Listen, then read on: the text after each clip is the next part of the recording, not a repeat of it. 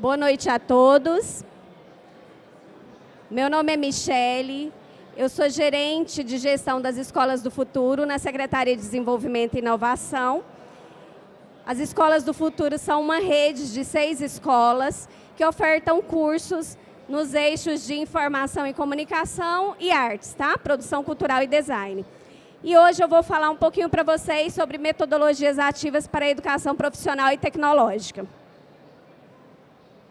Aqui é só a minha apresentação, acho que nem é interessante, mas só para vocês me conhecerem um pouco. Eu sou administradora por formação, especialista em gestão e políticas de educação profissional e também em gestão de pessoas. E há 14 anos atuo na gestão da educação profissional no estado de Tocantins e Goiás. Então, vamos começar a falar um pouquinho do que são as metodologias ativas.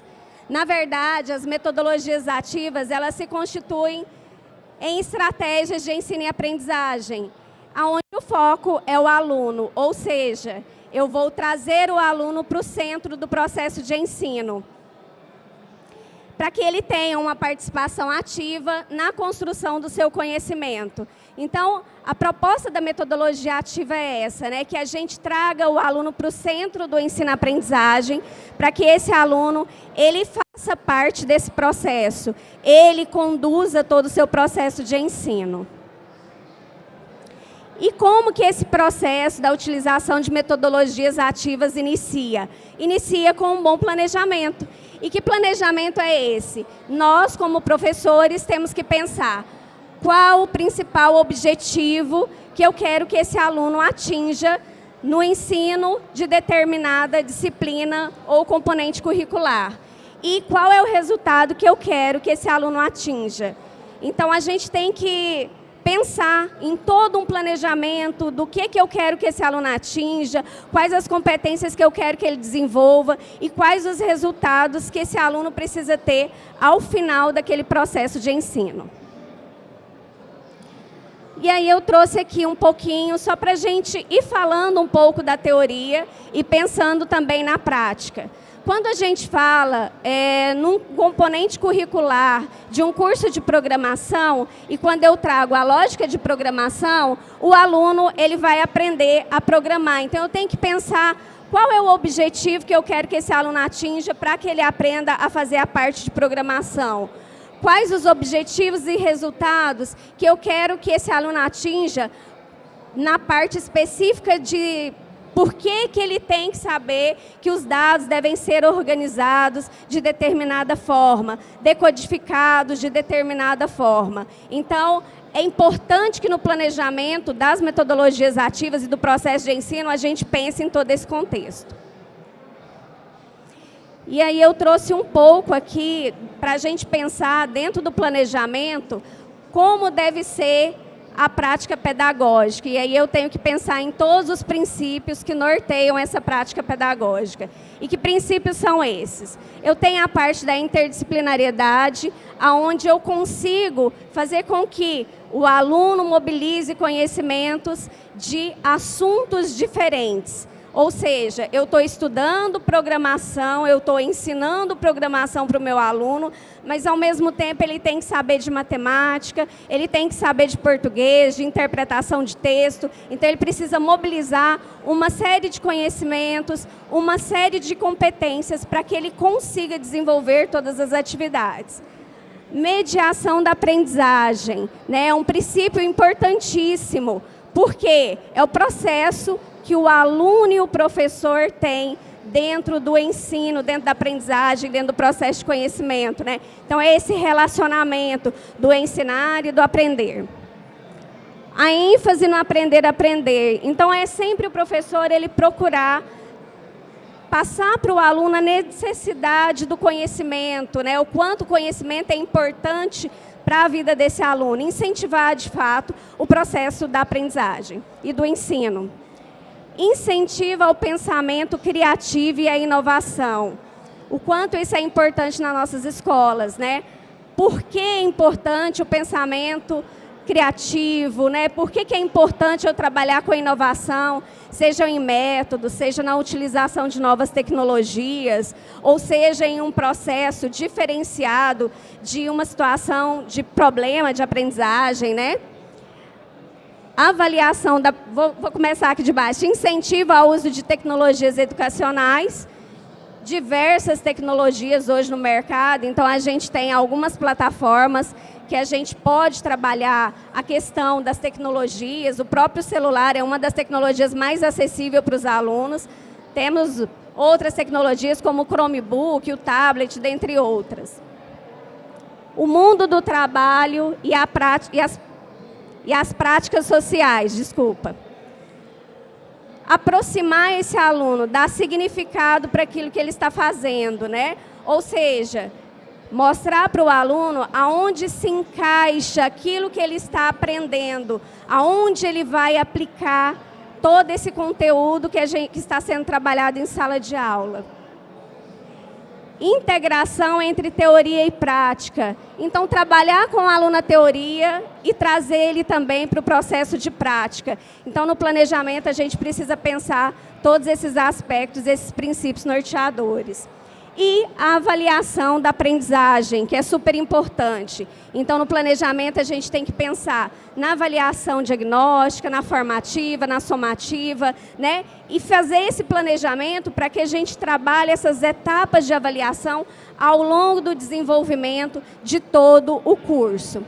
E a contextualização, que está bem próxima aqui da integração, da teoria e da prática, do mundo do trabalho e das práticas sociais. Eu tenho que criar toda essa contextualização para o aluno, para que ele entenda o processo de aprendizagem, entenda a parte técnica, e isso seja desenvolvido também por meio das competências socioemocionais. E aí, trouxe aqui, a gente tem inúmeras, né, estratégias de ensino e aprendizagem dentro de metodologias ativas. Eu trouxe, vou focar aqui nessas 5 estratégias, que é a parte de aprendizagem baseada em problema, aprendizagem baseada em projetos, sala de aula invertida, a gamificação e o design thinking. Por que eu trouxe essas? Porque eu acho que são as mais conhecidas, as mais utilizadas pelos professores, e a gente gostaria de falar um pouquinho para vocês como que isso pode ser aplicado na prática dentro da educação profissional. Aqui, na aprendizagem baseada em problema, né? É uma estratégia, um método de ensino onde a gente vai trabalhar com a apresentação de um problema para o aluno e buscar a solução. Para que isso aconteça, inicialmente eu tenho que trabalhar uma teoria com esses alunos e depois eu venho para a prática, onde o aluno vai mobilizar os conhecimentos que ele tem, vai mobilizar essas novas competências que a gente quer desenvolver, para que ele consiga chegar em uma solução que seja mais viável para aquele problema que foi apresentado para ele. E aí eu trouxe aqui, já que eu me propus a falar um pouquinho, né, das metodologias ativas voltadas para a educação profissional, eu trouxe um exemplo do Senai, do curso de eletricista e instalador.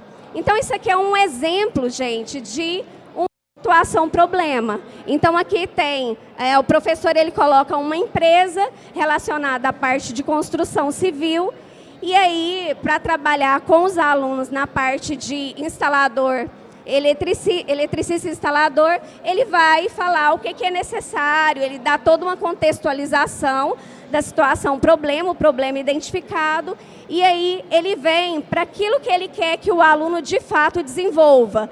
Então, o que ele quer ao final com todo esse contexto dessa situação de aprendizagem? Ele quer que o aluno ele relacione e justifique os itens relacionados à norma que foi citada, determinar e relacionar e justificar as sequências relacionadas às medidas elétricas. Então, o professor ele vai, dentro do planejamento dele, apresentando para o aluno aquilo que é necessário que ele desenvolva quando ele for pensar na sua solução. Ou seja, eu trouxe um problema para você. Dentro da teoria que nós trabalhamos, eu quero que você desenvolva a solução contextualizando todas essas questões.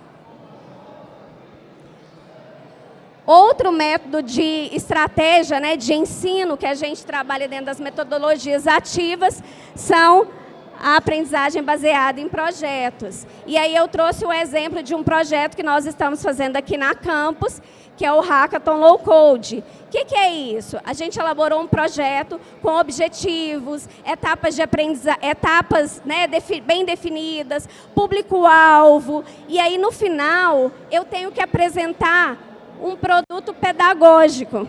E no projeto que nós estamos trabalhando aqui com os nossos alunos, o projeto final é que eles vão apresentar um pitch relacionado a uma solução que foi proposta para eles relacionada à questão da Covid, à questão da saúde pública.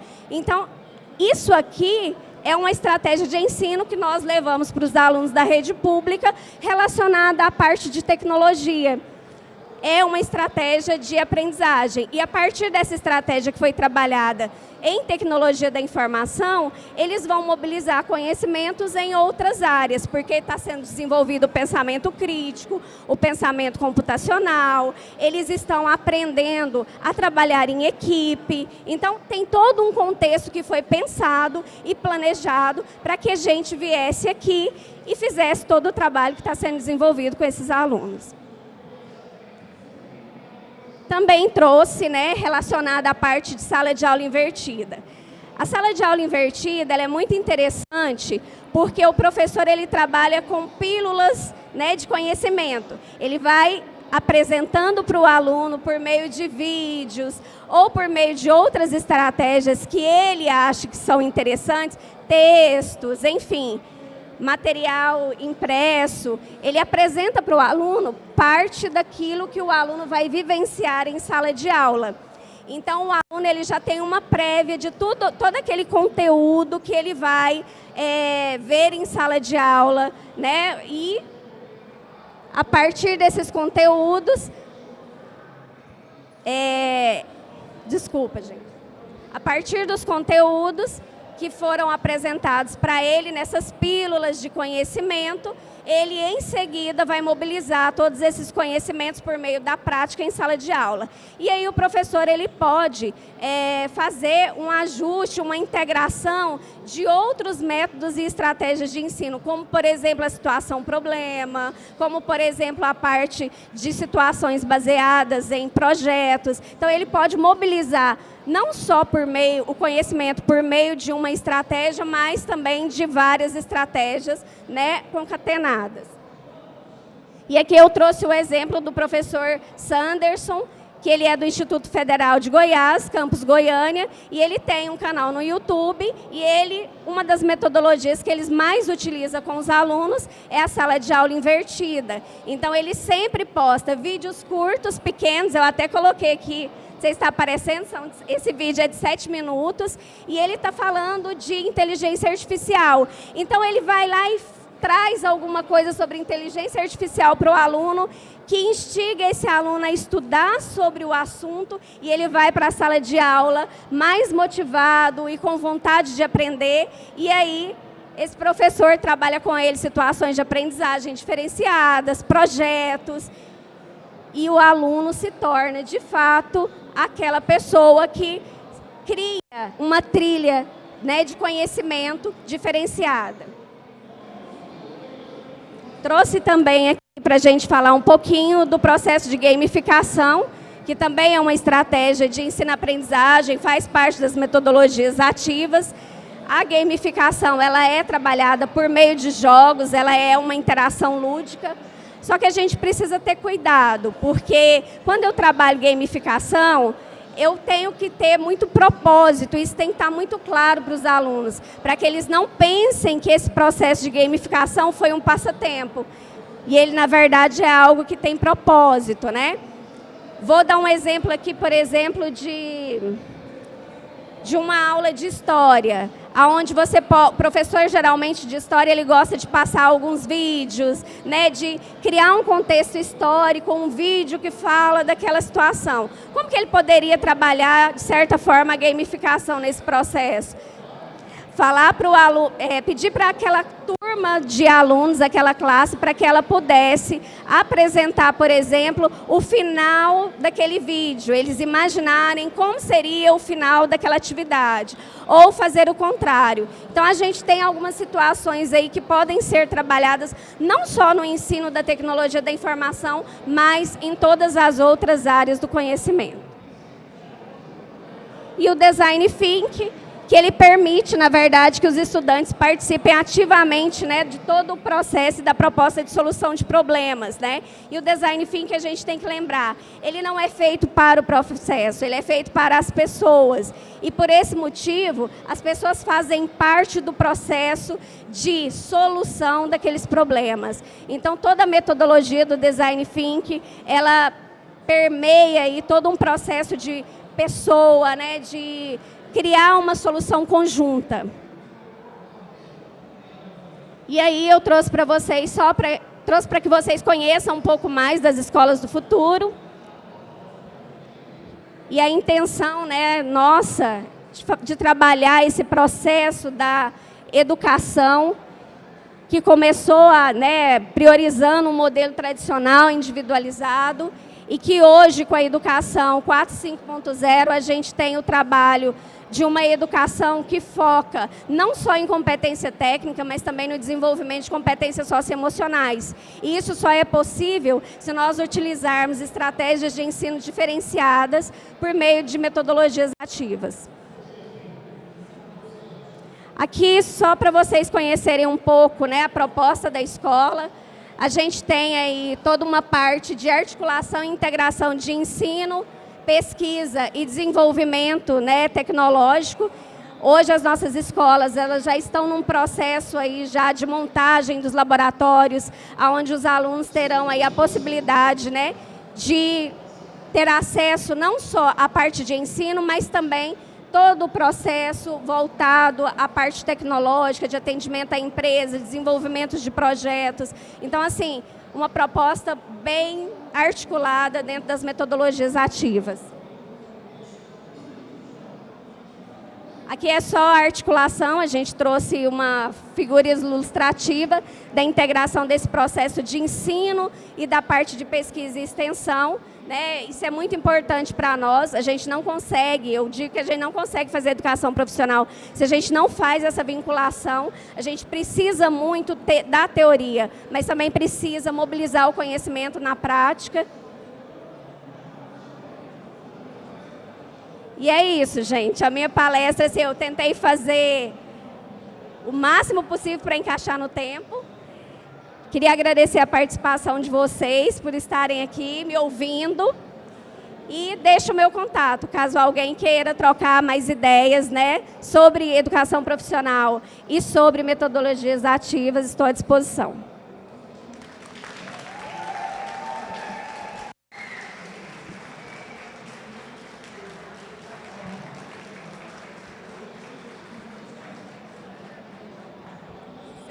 Abrir para perguntas? Nossa, o desafio, quer que eu abra para perguntas? Gente, fica à vontade, se alguém tiver alguma pergunta para fazer.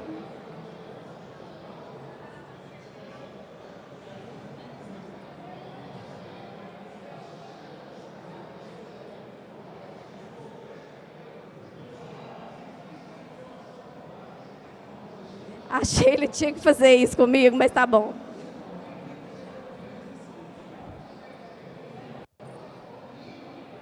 Eli, parabéns pela palestra. Eu queria que você falasse um pouquinho, até para que a gente pudesse conhecer mais. Você falou que nós temos hoje 6 escolas do futuro, né? Que você falasse um pouquinho onde que essas escolas estão, de que forma que as pessoas podem ter acesso a elas. As nossas escolas hoje, elas estão em Goiânia, Aparecida de Goiânia, Santo Antônio do Descoberto, Mineiros e Valparaíso. Em Goiânia nós temos 2 escolas, uma que é o José Luiz Bittencourt, que fica na região noroeste da cidade, a outra que é o Basileu França, que é focado mais no ensino de artes e fica no setor universitário. Nossas escolas podem ser encontradas no nosso site efg.org.br, tá? Vocês podem acessar o site, que lá a gente tem todas as informações relacionadas à abertura de processos seletivos, às vagas, os cursos disponíveis, né?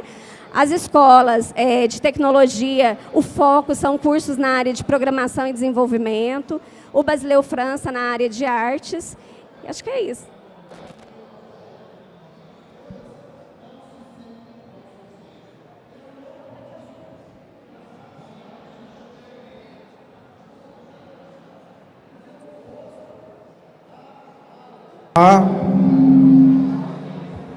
Boa noite, Michele. Parabéns pela palestra.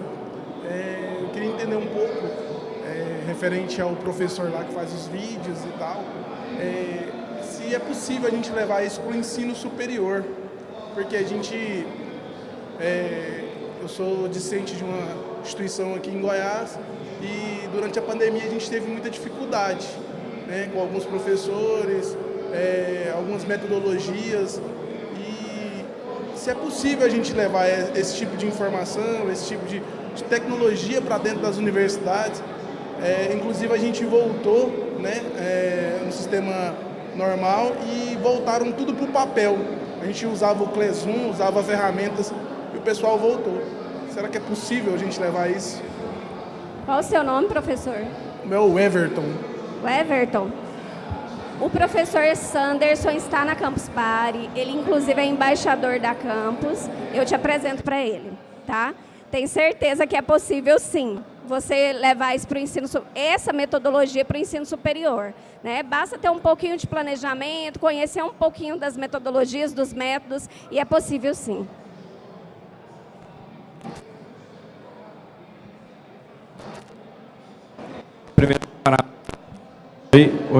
Primeiro, parabéns, né, pela palestra. Uma dúvida. Particularmente, acredito que esse modelo ele deveria ser em todo o ensino, né? Mas, indo mais para frente, eu acho que o ensino médio hoje ele deveria ser profissionalizante e técnico no geral. Eu não sei se você concorda, mas eu queria saber qual que é a dificuldade hoje, se é gestão, se é uma questão financeira, o que seria? Olha, a nova BNCC, ela coloca para a gente a questão do ensino profissionalizante, mas ela não obriga os estados a ofertar o ensino profissionalizante só no nível técnico de nível médio, né? Você também tem a possibilidade das qualificações profissionais. Eu sou apaixonada pela educação profissional, então eu seria muito capciosa de falar que o correto seria isso, sabe? Não sou a pessoa mais indicada para fazer esse tipo de comentário, mas eu vejo que as pessoas, hoje, se a gente for avaliar no mundo, né, os principais países e potências mundiais, a maioria das pessoas, elas são formadas em educação profissional, né? O ensino superior, a quantidade de pessoas formadas no ensino superior é muito menor. Então, eu acho que seria o caminho para que a gente alavancasse a economia em uma série de outras situações. Mas, assim, enfim, é uma percepção minha, tá? Você acha que o que dificulta acontecer hoje é uma intenção, é falta de recursos? Você acha que tem alguma motivação específica? Não. Acredito eu que não. Você fala em relação à questão do Estado? Não, eu acho que não. Eu acho que a SEDUC ela vem se preparando já para atender a nova BNCC, dentro dos parâmetros curriculares relacionados à educação profissional, inclusive vem articulando com a Secretaria de Desenvolvimento e Inovação para fazer esse trabalho. O projeto Low Code, ele é já uma parceria nesse sentido.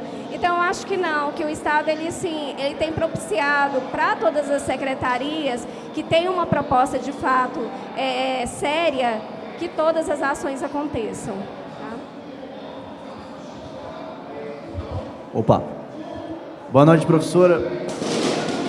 Deixa eu só passar as bombas aí.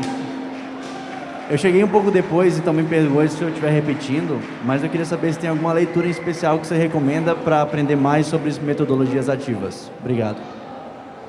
Eu posso te passar depois, eu não tenho em mente agora, mas eu te passo depois. Eu tenho algumas leituras, eu posso colocar na apresentação e a Campus, se for disponibilizar para vocês, aí fica lá registrado.